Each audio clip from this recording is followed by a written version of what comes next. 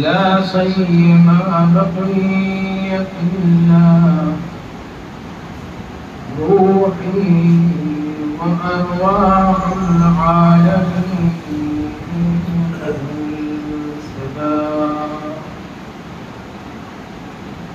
أما بعد وقد قال أمير المؤمنين علي بن أبي طالب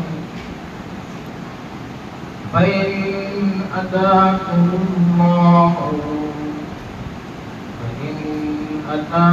الله عافية فاقبلوا وإن أبتليتم فاصبروا صلوات اللهم صل على محمد وعلى محمد.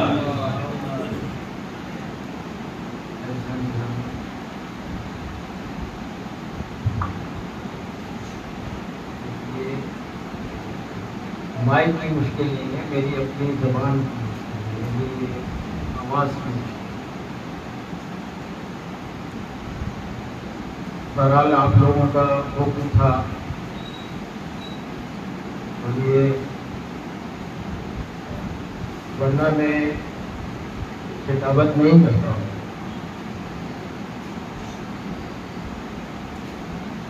लेकिन चंद चीज़ें आपके सामने पेश करूँगा वो भी एक सवाब की नियत से, और ये कि अहले बैत अलैहिस्सलाम का जिक्र इबादत है, उसमें हम सब ही शरीक होंगे इंशाअल्लाह ताला। खुदावंद मुतआल हम सब से इस जिक्र को कबूल फरमाए।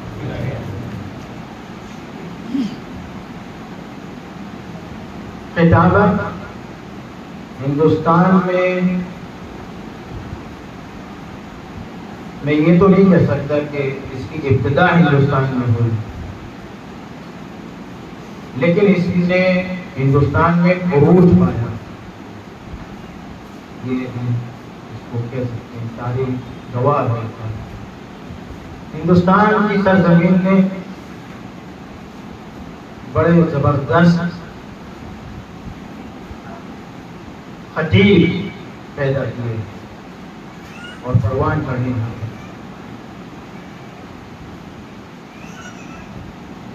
मैंने इस छोटे से फिक्रे को आपके सामने अपनी मजलिस का उन्वान करार दिया है, फ़इन अताकुमुल्लाहुल आफ़ियता फ़क़बिलू व इन उब्तिलीतुम फ़स्बिरू।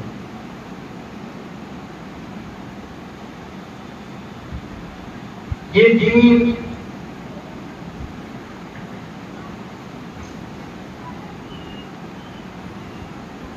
जो हजरत आदम अलैहिस्सलाम से शुरू हुआ। इन्ना दीना इंदल्लाहि इस्लाम।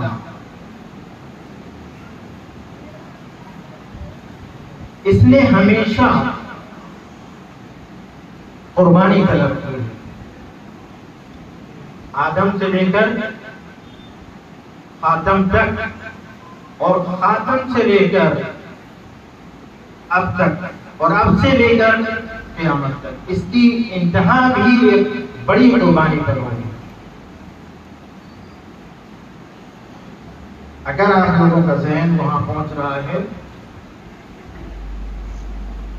ये कायनात की इब्तिदा आदम अलैहिस्सलाम से हुई।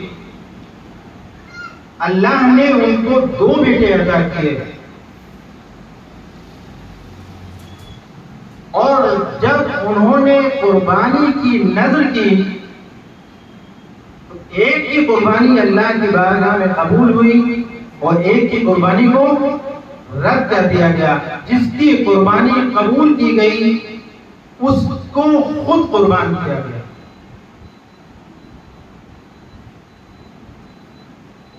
हजरत हाबील को उनके भाई ने कत्ल, किसके लिए, किस चीज के लिए? उसको यही होना कि मेरी कुर्बानी को कबूल नहीं किया गया। अल्लाह ने मेरी कुर्बानी कबूल नहीं की, काबिल की कुर्बानी कबूल हो गई। क्यों कि खुदावंद मुतआल कुर्बानी में आपकी नीयत देखता है। आपकी नीयत क्या है? आप किस दिल से जो है किसी चीज को कुर्बान करना चाहते हैं। मौला अली अलैहिस्सलाम फरमाते हैं, अगर खुदावंद मुतआल तुम्हें आफियत अता करे फक़्बिलू, इसका इस्तेक़बाल करो, और अगर तुम्हें आजमाए तो उस पर सब्र करो। अगर तुम्हें आजमाइश में डाले तो उस पर सब्र करें। इदफ़उल बला बिद्दुआ, बला का जो अहादीस की किताबों में तस्करा है और जो बाब है, अगर हम उसका मुतालिया करें, अगर हम उसका दिक्कत के साथ जो है उनको पढ़ें, उनको देखें, आइमाए मासूमीन के अक़वाल जो है इस बारे में, उसको पढ़कर ये अंदाजा होता है कि दीन इतना आसान नहीं है जितना हम इसको समझते हैं।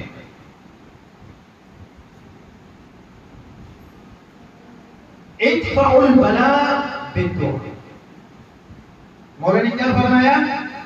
अगर तुम पर अल्लाह तबारक व तआला तुम्हें आफियत अता करे तो उसका इस्तेक़बाल करो, उस पर शुक्र करो, और अगर तुम्हें आजमाए तो उस पर सब्र करें।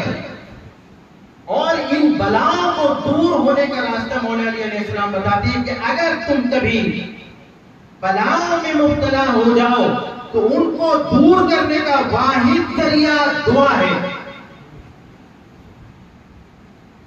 इदफ़उल बला बिद्दुआ, बलाओं को अपने से दूर करें दुआओं के जरिए। और मौला अली अलैहिस्सलाम फरमाते हैं कि इंसान को परखने का कि उसके अंदर दीन के कितने जज्बात हैं और दीन के अंदर एतबार से वो कितना मजबूत है, ये बला के नाजिल होने के बाद उसके अंदर जो सब्र और बेचैनी की कैफियत होती है उससे पता चलता है कि इसका ईमान कितना मुहकम और मजबूत है।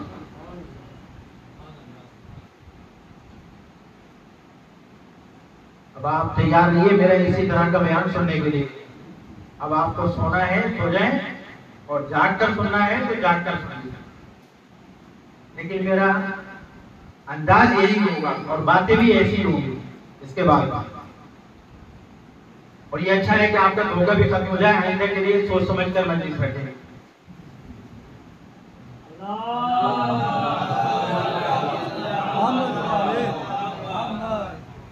इंसान पर जब बला नाजिल होती है, उससे इंसान अपने आप को परखे कि वो जो दावा है उसका, इस्लाम का, ईमान का, उस दावे में वो कितना सच्चा है।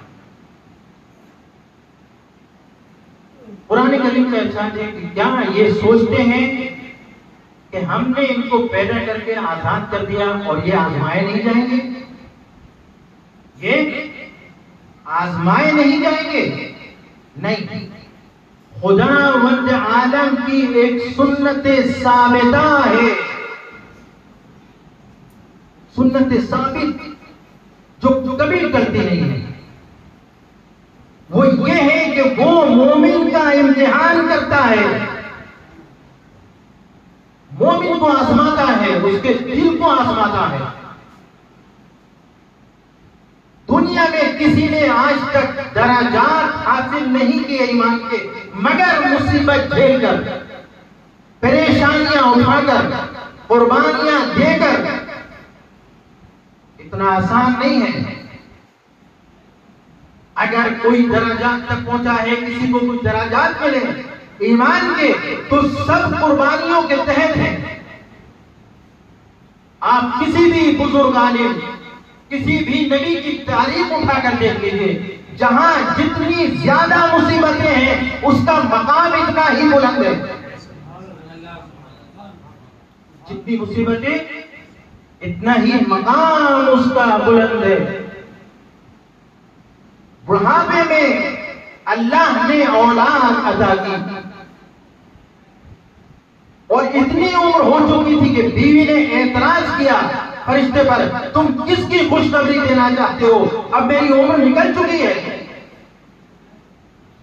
और जब अल्लाह ने ये बेटा अता कर दिया और जब ये नौजवानी से निकलकर जवानी की तरफ कदम बढ़ाने लगा, तो ख्वाब में देखा कि बेटे को ज़िबा कर रहे हैं। इब्राहिम इतनी उम्र गुजारने के बाद, इतनी इबादत करने के बाद, इतनी ज़हमतें उठाने के बाद एक औलाद थी और उसको कहा चलो, और इब्राहिम वहां तक लेकर गए बच्चे को। इब्राहिम अलैहिस्सलाम ने आंखों पर पट्टी बांध दी और बच्चे के गले पर छुरी रख दी गई और आपने हाथ को हरकत दी और गर्दन को आपने जो है काट दिया। उधर से जो मशीयत इलाही थी, मशीयत इलाही के तहत जनाब इब्राहिम ने जब ये सोच लिया कि मेरा बेटा अब ज़िबा हो चुका है, मैं उसकी गर्दन को काट चुका हूं, हाथ को रोका, पट्टी को खोला तो देखा बेटा जिंदा है। तो जनाब इब्राहिम ने कहा कि परवरदिगार, क्या मुझसे कोई खता हुई है या मेरी नियत में क्या कोई खोट थी? कहा नहीं, कद रोया, जो तुमने ख्वाब देखा था तुमने बिल्कुल सच कर दिया। रोया यानी इब्राहिम ने अपने बेटे की गर्दन पर छुरी चलाई है, घुसपन के नहीं, भेड़ के नहीं। ये तो बाद में कष्ट हुआ कि जो गर्दन बेटे की नहीं थी वो उस घुसपन की भेड़ की गर्दन थी, वरना ये कोई कमाल नहीं था। अगर पहले से पता होता कि इब्राहिम को कि ये दुम्बा लेटा हुआ है और चला रहा हो तो क्या मुश्किल थी। इब्राहिम अलैहिस्सलाम ने ये छुरी चलाई और बेटे की गर्दन को काट डाला, और जब यकीन हो गया कि बेटा जो है कत्ल हो चुका है, अब आप अपने हाथ में पट्टी खोली, तब कहा खुदा ने रोया, तुमने अपनी ख्वाब को सच कर दिखाया। इब्राहिम तुम कुर्बानी दे चुके हो। बगैर कुर्बानी के आपको कुछ मिलने वाला नहीं है। अल्लाह के यहां जो कुछ भी है उसकी कीमत है। वहां मुफ्त कुछ नहीं मिलता, वहां अल्लाह भाव नहीं है। सब कुछ वहां कीमत पर है, हर चीज की कीमत है, बेदून कीमत कोई चीज नहीं, वहां मुफ्त नहीं है। जो भी है मेहनत यहां पर करेंगे तो वहां मिलेगी। तमाम आइमाए मासूमीन, तमाम मोमिनीन को बलाएं उन पर आई हैं, उन्होंने सब्र किया है। मोहम्मद इब्ने अबी उमैर तारीख तशय्यो का इतना मुहिम इंसान और ऐसा पढ़ा लिखा इंसान जिसने 3 इमामों की जिंदगी को दर्द किया है। कितने? 3 इमामों की जिंदगी को इसने दर्द किया है। 3 इमामों की खिदमत में रहा। इमाम मूसा काज़िम अलैहिस्सलाम, इमाम रज़ा अलैहिस्सलाम और इमाम मोहम्मद तकी अलैहिस्सलाम। 3 इमामों की जिंदगी में इसने जो है उनसे तालीम हासिल की है और 30,000 रिवायात इन्होंने आइम्माए मासूमीन से 3 इमामों से नकल की है और जमा की है। सुनिए, ए शियाने इमाम हुसैन, ए शियाने अहले बैत, हमें अपने अमाल की तरफ, अपने दीन की तरफ, अपने अकीदे की तरफ थोड़ा सा गौर करने की जरूरत है। शायरों के शेरों पर जिंदगी गुजार कर और अल्लाह की रजा का तालिब होना ये खाम ख्याली है। याद रखना, शायर अहले बैत से बड़ा नहीं है। सब बात दिखाकर एक शेर में आपको जन्नत का सौदा करा दे, इस ख्याल में मत रहना, कतई इस ख्याल में मत रहना। तुम्हारी कब्र में मेरी मजलिसों की डायरी और मर्सी खान का बस्ता नहीं जाएगा। वो नमाज जाएगी जो पढ़ी है, वो रोजा जाएगा जो रखा है, वो ज़कात जाएगी जो अदा की है, वो खुम्स जाएगी जो अदा किया है, वो सच जाएगा जो बोला है, वो कुर्बानियां जाएंगी जो दी है, वो सिले रहम जाएगा जो किया है। अब ये जाएगा। अमल से गफलत मत करना। अगर अमल से गफलत की तो बड़ी सख्त मनाज़िल है, सख्त मनाज़िल। ये दीन इतना आसानी के साथ आप तक नहीं पहुंचा। इब्न मोहम्मद इब्न अबी उमैर, गौर से सुनिए आप, 3 इमामों के शागिर्द जिसने 30,000 हदीसें अपने कलम से लिखी हैं। आज का दौर नहीं था लैपटॉप पर बैठ के टक टक और जल्दी लिखा और खत्म कर दिया। उस वक्त कागज में नहीं था इतना ज्यादा। किस शक्ति के साथ, और ऐसा दौर कि जहां ईमान के दरवाजों पर दुश्मन के लोग खड़े हैं, जासूस खड़े हैं, कौन आ रहा है कौन जा रहा है उनको सब इल्म है, वो लिख रहे हैं। 30,000 हदीसें आपने लिखी, किताबों में जमा की।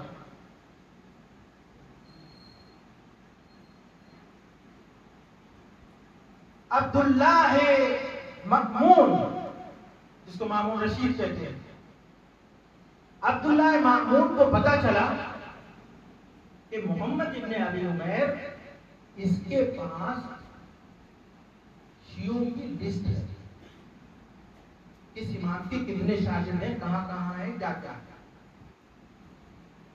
किसी ने मुखबरी की और कहा कि इसके पास इमाम के शियों की लिस्ट है। इसने बुला लिया दरबार में। आपको पता है कि वो दरबार कैसे थे, और इसका साबिका अगर आपको मैं बताऊं कि ये कौन आदमी है, अब्दुल्ला है मामून खबीस।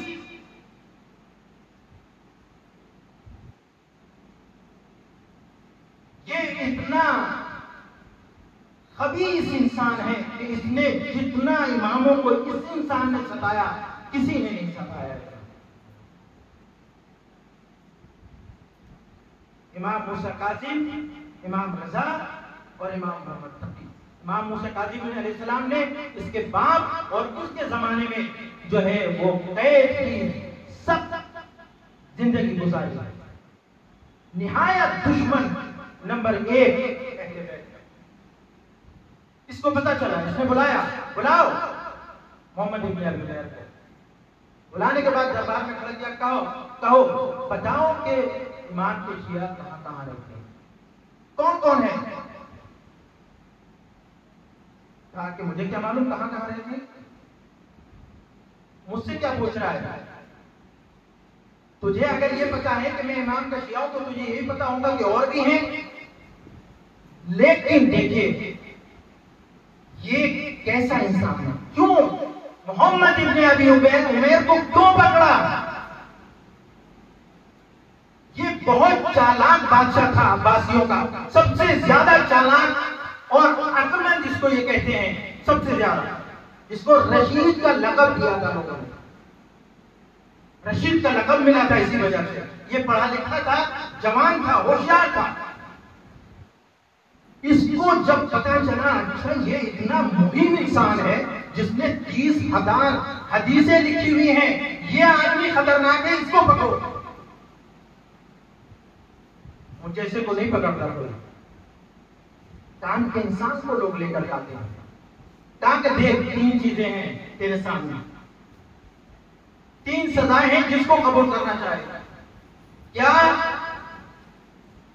200 कोड़े, अगर नहीं बताता है कत्ल और जिंदान। आपने कहा अब्दुल्ला है मामून, तुझे जो करना है कर ले, मुझे नहीं पता, मैं बताऊंगा नहीं तुझे, मैं तुझे बताने वाला नहीं हूं कि इमाम की शिया कहां कहां है। क्या नहीं बताओगे उनके नाम? नहीं। तब फिर तैयार हो जाओ। तो ठीक है, मैं तैयार हूं, तेरे दरबार में हूं। आप जहन में रखिए वो जुमला जो मैंने कहा, खुदा के यहां कोई चीज मुफ्त नहीं मिलेगी, कुर्बानी चाहिए, बलाओं पर मुसीबत उठानी पड़ेगी। दीन का रास्ता कठिन है, आसान नहीं है। सुबह से शाम हो जाती है, खुदा का ख्याल तक नहीं आता। सुबह से शाम हो जाती है, इमाम हुसैन का ख्याल तक नहीं आता। 2 मिनट के लिए, आधा घंटे के लिए मजलिस में आना, सुनना, आंसू बहाना और चले जाना, इसकी क्या कीमत है अगर नमाज नहीं है, अगर रोजा नहीं है, अगर सच्चाई नहीं है, अगर ईमानदारी नहीं है। हाँ, पूछा तैयार हो जाओ, मैं तैयार हूं।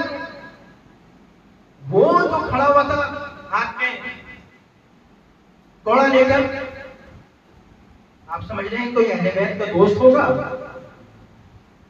दुश्मनी होगा।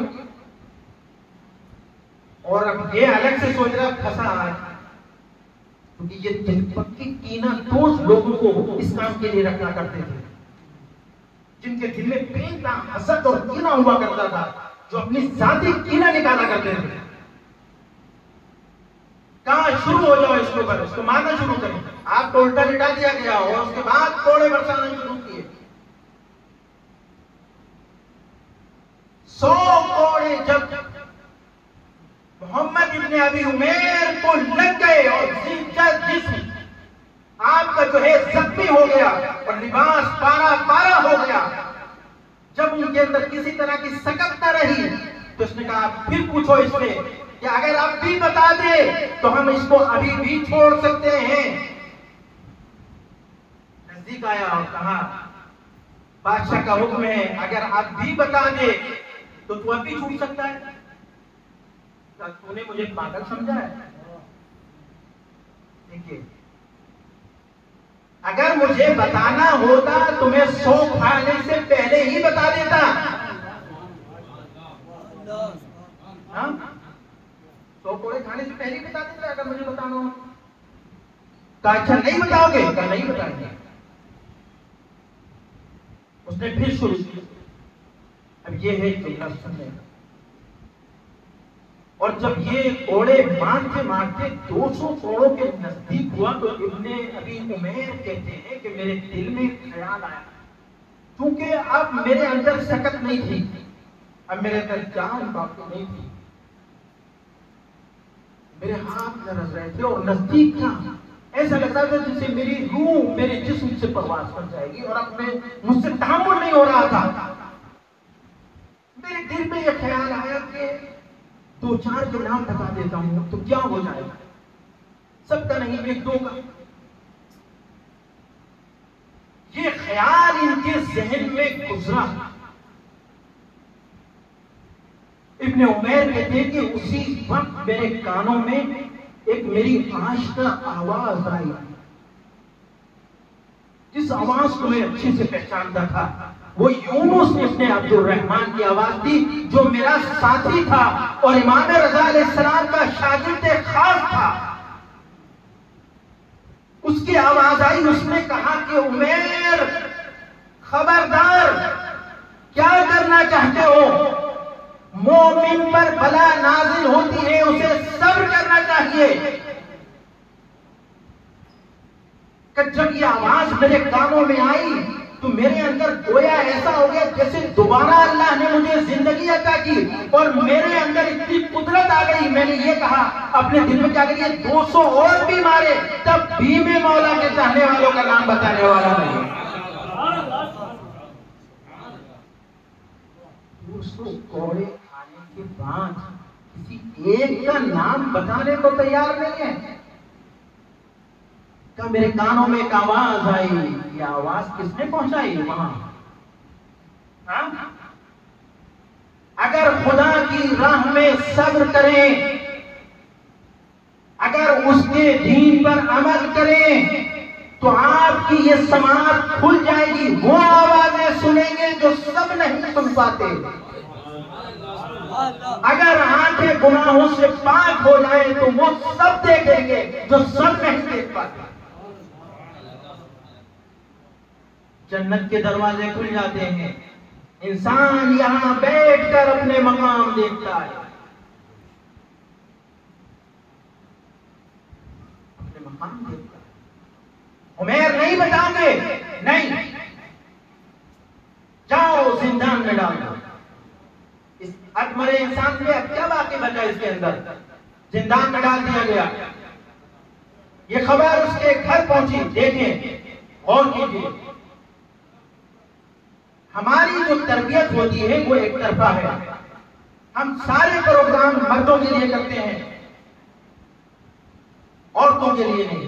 हमारी औरतें सब चीजों से अलग होती हैं। न मर्दों की मजलिस में आएंगी, न जमात में आएंगी, न दर्स में आएंगी, न दर्स अखलाक में आएंगी। उनको पर्दा सिर्फ अपने लोगों से होता है और ये हमारा भी है।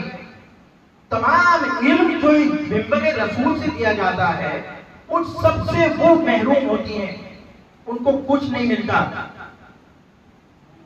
कुछ नहीं मिलता।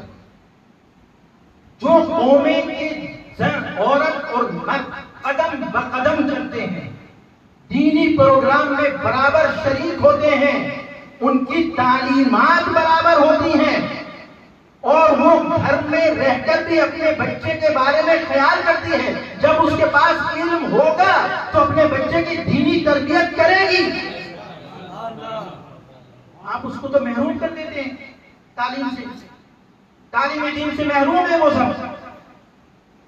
सारी बातें जो सुनते हैं आपने और आपने सुनी और उड़ा दी और फिर बाजारों में घर की खातून पे आपसे ज्यादा असर होता है और ज्यादा असर होने के साथ उसका काम बच्चों से ज्यादा है।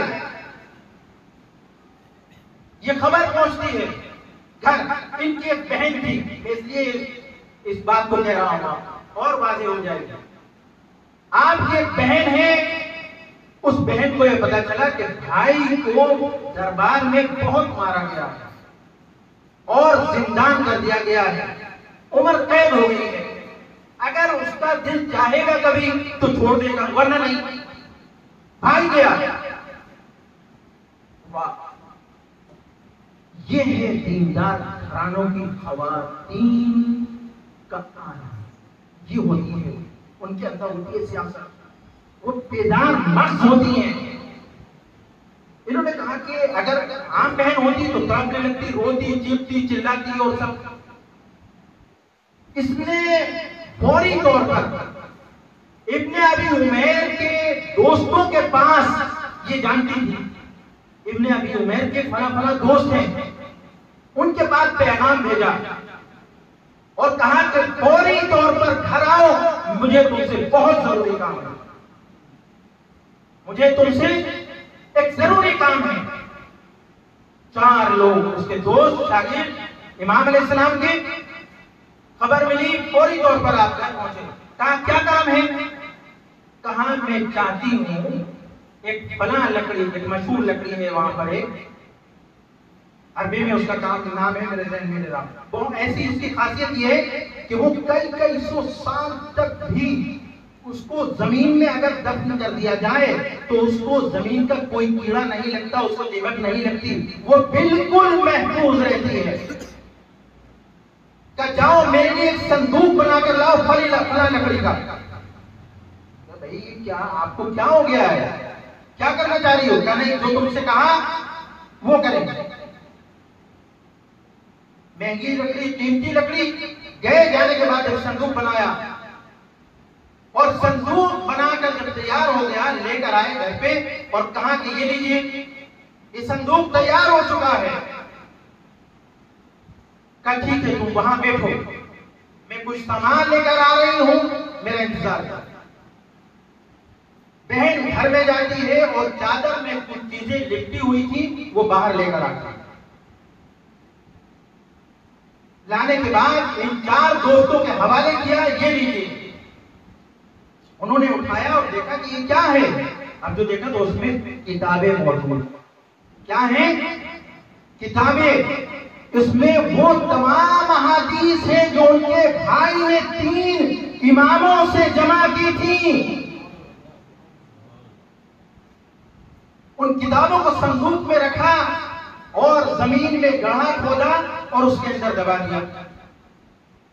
इन 4 साथियों ने कहा कि तुम अजीब हो, तुम्हारा भाई इतना बड़ा ताजिर था, उसका इतना पैसा है, बाजार में बिखरा हुआ है, उसके पैसे की फिक्र करो, उसकी जो है तिजारत की फिक्र करो, और ये देखो तो कहते हैं कि मुझे ताज्जुब है तुमसे ये जुमला सुनकर, मेरा भाई अगर जिंदा रहा और बाहर आया तो खुद पैसे को निकाल लेगा और तिजारत को दोबारा शुरू करेगा, लेकिन ये अहले बैत का ज़ख़ीरा है, अहले बैत की अमानत है। मुझे वाजिब है कि मैं पहले इसको बचाऊं, मेरे ऊपर वाजिब है मैं पहले इसको बचाऊं। अगर ये सरमाया कीमती बच गया तो वो सारा सरमाया हमें दोबारा मिल सकता है, लेकिन अगर ये ज़ाया हुआ तो फिर हमें कभी नहीं मिल सकता, नहीं मिल सकता। ये है इस घराने की ख़वातीन। मुसीबत के बगैर, बलाओं के बगैर आप चाहते हैं कि आपको जो है सब कुछ मिल जाए। मैंने बहुत सी हदीसें याददाश्त की थी आपके लिए। इत्फाउल बला बिद्दुआ, मोमिन दराजात पा ही नहीं सकता जब तक उसको खुदा किसी बला के जरिए आजमा न ले। खुदावंद मुताल हदीस कुदसी में इरशाद फरमाता है, ए जमीन मेरे बंदे को बलाओं में इस तरह घेर ले कि उसको उससे निकलने का कोई रास्ता नजर ना आए। कोई रास्ता नजर ना आए। मैं चाहता हूं कि इसके दुनियावी अज्र को कम करके इसके आखिरवी अज्र को इजाफा करूंगा, वहां इसको अज्र।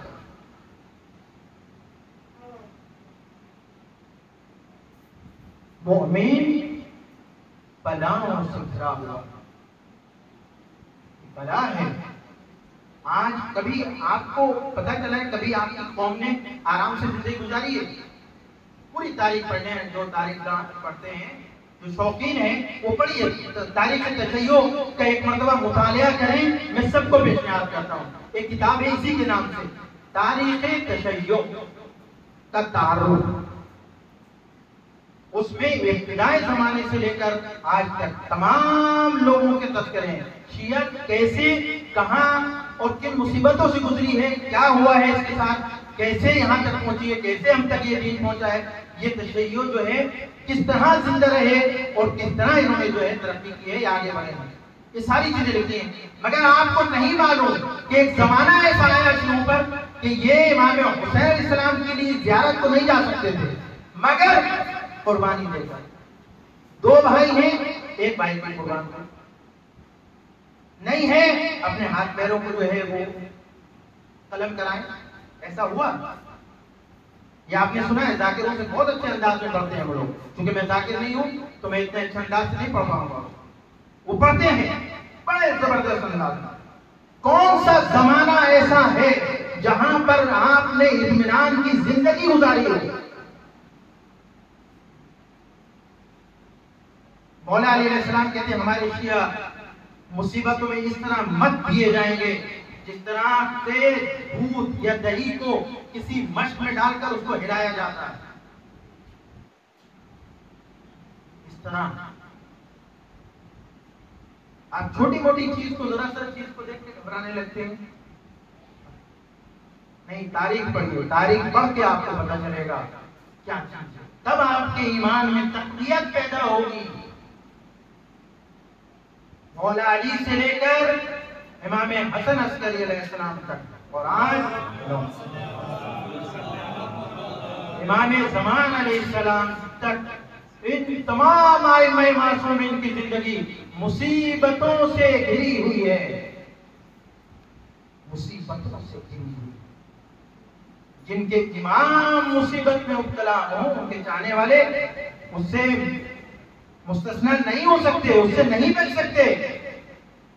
इसी में हमारी भलाई है, इसी में हमारे दर्जात हैं, इसी में हमारे ईमान की तक़वियत है, इसी में हमारे ईमान।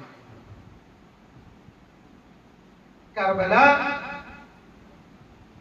कौन सी मुसीबत ऐसी है जो करबला में नहीं है?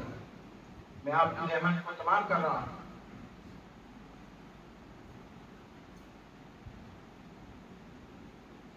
मौला अली से लेकर इमाम हसन और इमाम हसन से लेकर इमाम हुसैन की जिंदगी को आप देखें, मुसीबतों से भरी हुई है। मानवी वो मादी, हर तरह की मुसीबतें, परेशानियां। और करबला अहले बैत की जिंदगी में सबसे बुलंद और सबसे सख्त मुसीबत, इसीलिए तो हम रोते हैं। ये मसाइब है, इन मसाइबों पे हम इसीलिए गिरिया करते हैं।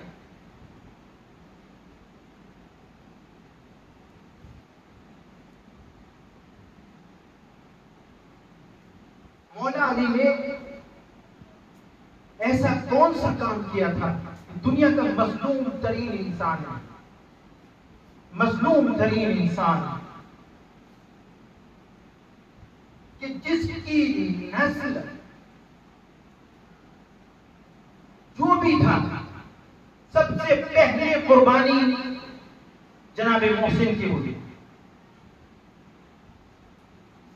उसके बाद दूसरी कुर्बानी आपकी ज़ौजा मोहतरमा जनाब फातिमा ज़हरा सलामुल्लाह पर हुई। और ऐसे मसाइल पढ़े कि आपने मर्सिया पढ़ा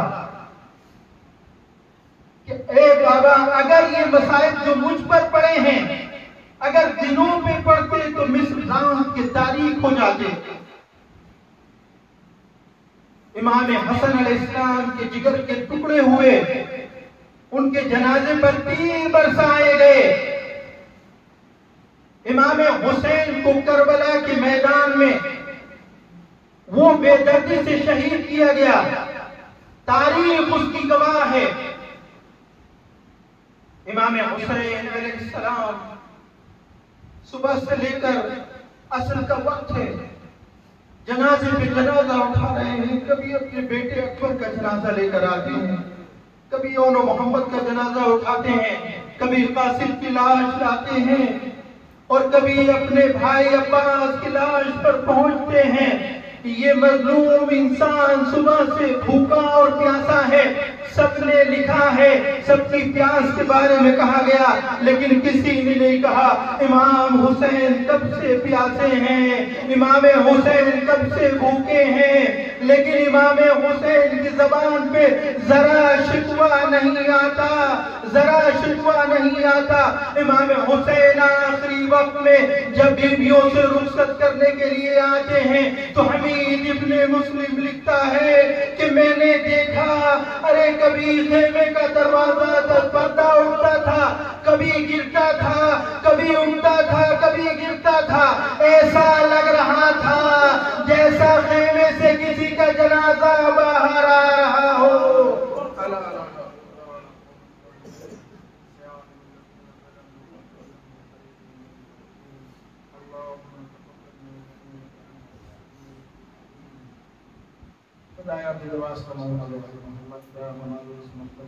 इबादत को कबूल करना।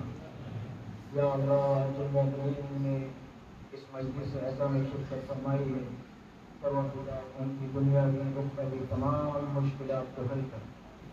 या अल्लाह, तुझे वास्ता मोहम्मद का हमें दीन के अहकाम पे अमल करने की तौफीक अता फरमा। परवरदिगार आलम, तुझे वास्ता मोहम्मद का हमारे सीने से कीना और हसद को दूर फरमा। या अल्लाह, तुझे वास्ता मोहम्मद का जो औलाद हैं उनको औलाद मदीना अता फरमा। जो साहिब औलाद हैं उनको अपने औलाद की सही तरबियत की तौफीक अता फरमा। या अल्लाह, हमारे बच्चों को तौफीक दे कि अपने बुजुर्गों का एहतराम करें। या अल्लाह, तुझे वास्ता मोहम्मद का हमारे बुजुर्गों को वक़ार अता कर। या अल्लाह, तुझे वास्ता मोहम्मद का हर जगह हमें इज्जत का लिबादा उड़ाओ। या अल्लाह, तुझे वास्ता मोहम्मद का हमें ये दीन सीखने और उस पर अमल करने की तौफीक अता फरमा। या अल्लाह, तुझे वास्ता मोहम्मद का हमारे इमाम ज़मान आखिर ज़मान में के ज़ुहूर में ताजील अता फरमा और हम सबको उनके आवाम व अंसार में करार दे। हमें उस तरह जीने का सलीका अता कर हम इमाम अलैहिस्सलाम की नुसरत कर सकें, उनकी मदद कर सकें, उनके आवान व अंसार में शरीक हो सके। आमीन सुम्मा आमीन।